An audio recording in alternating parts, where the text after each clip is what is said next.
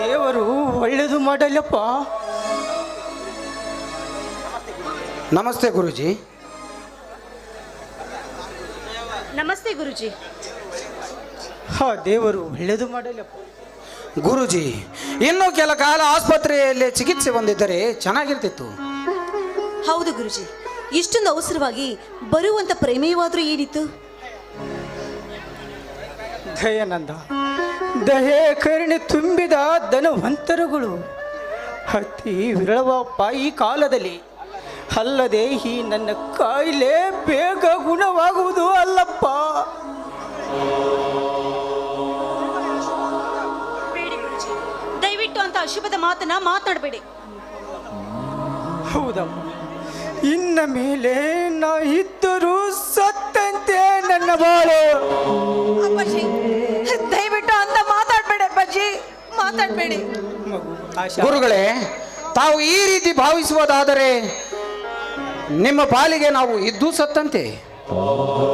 ನಿಜ ಗುರುಜಿ, ಮೊದಲೇ ನಿಮ್ಮ ಸ್ವಾಸ್ಥ್ಯ ಸರಿಯಾಗಿಲ್ಲ ಅಂತದ್ರಲ್ಲಿ ಮಾರ್ಗ ಮಧ್ಯದಲ್ಲಿ ಮಾತನಾಡಿ ತಾವು ಮತ್ತಷ್ಟು ಆಯಾಸವನ್ನು ಮಾಡಿಕೊಳ್ತಾ ಇದ್ದೀರಾ.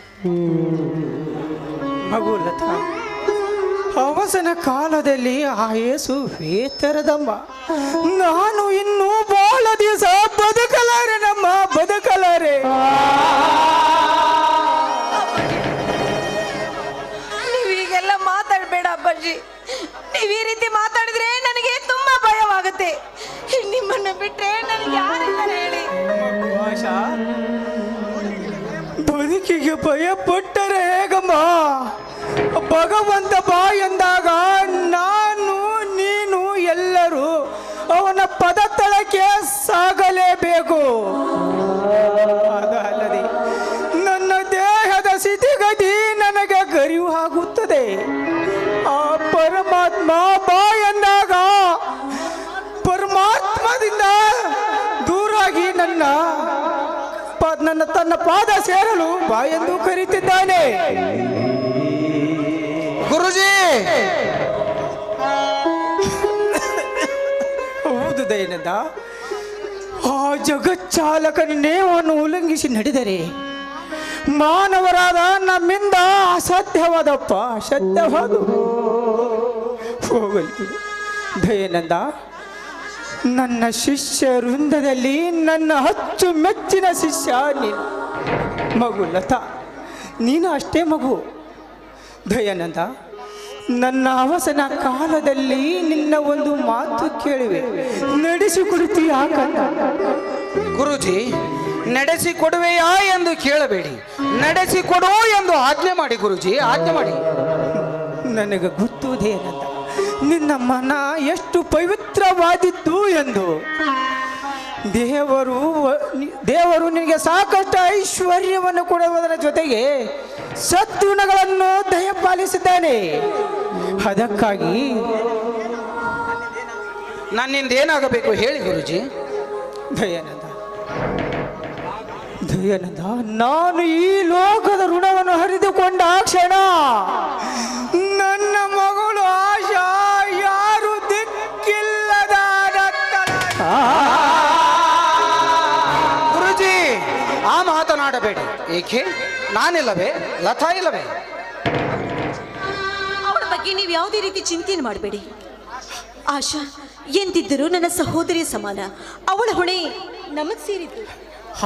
ಲತಾ, ನನ್ನ ಮಗಳು ಬಾಳ ಬುನಾದಿಯನ್ನು ಭದ್ರಗೊಳಿಸಿ ಅವಳ ಜೀವನಕ್ಕೆ ಒಂದು ದಾರುವ ತೋರುವ ಹೊಣೆ ನಿಮ್ಮಿಬ್ಬರಿಗೆ ಸೇರಿದ್ದಪ್ಪ, ನಿಮ್ಮಿಬ್ಬರಿಗೆ ಸೇರಿದ್ದು. ತಮ್ಮ ಪಾದ ಸಾಕ್ಷಿಯಾಗಿ ಆಶಾಳ ಬಾಳನ್ನು ಬಂಗಾರವಾಗಿಸುವ ಹೊಣೆ ನಮಗೆ ಸೇರಿದ್ದು. ಪ್ರಮಾಣ ಮಾಡಿ ಹೇಳು. ಆ ಭಗವಂತ ನಿಮಗೆ ಒಳ್ಳೆಯದು ಮಾಡಲಿ. ಮಾರ್ಗ ಮಧ್ಯದಲ್ಲಿ ನಾನು ನಿಮಗೆ ತೊಂದರೆ ಕೊಟ್ಟುಬಿಟ್ಟೆ. ಛೇ, ನಾವೇ ನಿಮಗೆ ತೊಂದರೆ ಕೊಟ್ಟಂತಾಯಿತು. ಮೊದಲು ಮನೆಗೆ ಹೋಗಿ ವಿಶ್ರಾಂತಿ ಪಡೆಯಿರಿ. ಔಷಧೋಪಚಾರಕ್ಕೆ ಹಣ ಬೇಕಾದರೆ ಆಶಾಳನ್ನು ಮನೆಗೆ ಕಳಿಸಿಕೊಡಿ, ಕೊಟ್ಟು ಕಳಿಸುತ್ತೇನೆ. ಹಾಗೇ ಆಗಲಿ, ನಾ ಇನ್ನು ಬರುತ್ತೇವೆ. ಹೋಗಿ ಮನೆಗೆ ಬಾರಮ್ಮ ಆಶಾ, ಹೋಗೋಣ. ಗುರು ಬ್ರಹ್ಮ ಗುರು ವಿಷ್ಣು ಗುರು ಗುರುದೇ ಮಹೇಶ್ವರ. ಅಲ್ಲರಿ ಆಶಾಳ ಜೀವನದ ಹೊಣೆ ನನಗೆ ಸೇರಿದ್ದು ಅಂತ ಹೇಳಿದ್ರಲ್ಲ, ಮುಂದೇನ್ ಮಾಡಬೇಕು ಅಂತ ಇದ್ದೀರಾ? ಮಾಡುವುದೇನಿದೆ, ಗುಣವಂತ ವರವನ್ನು ಶೋಧಿಸಿ ವಿಜೃಂಭಣೆಯಿಂದ ಮದುವೆ ಮಾಡಿದರಾಯ್ತು. ಆ ವರ ಮಹಾಶಯ ಸಿಕ್ಕಂತೆ ವರದಕ್ಷಿಣೆ ಕೇಳಿದ್ರೆ ಕೊಟ್ಟರಾಯ್ತು. ಏಕೆ, ನನಗೊಬ್ಬ ತಂಗಿ ಇದ್ದಿದ್ದರೆ ಕೊಟ್ಟು ಮದುವೆ ಮಾಡುತ್ತಿರಲಿಲ್ಲವೇ? ಹಾಗೆ ಅದಕ್ಕೇಕೆ ಇಷ್ಟು ಮನಸ್ಸಿಗೆ ಹೆಚ್ಚಿಕೊಂಡಿರುವೆ? ಇರಲಿ, ಹೋಗೋಣ ನಡೆ. ನಡೆಯಿರಿ.